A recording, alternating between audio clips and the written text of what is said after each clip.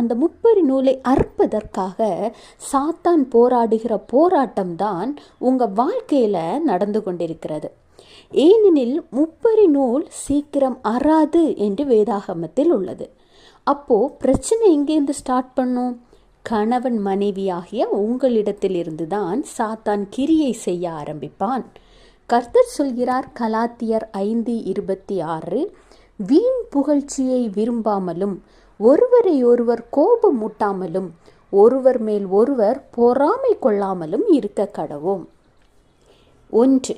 எந்த காரணத்தை கொண்டும் கர்த்தர் உங்களுக்கு துணையாக கொடுத்த வாழ்க்கை துணையை விட நீங்கள் தான் சிறந்தவர்கள், நீங்கள் தான் பெஸ்ட் அப்படிங்கிற வீண் புகழ்ச்சியை விரும்பவே கூடாது. இருவரும் சமம் என்பதை புரிந்து ஒருவருக்கொருவர் விட்டு கொடுத்து வாழ வேண்டும்.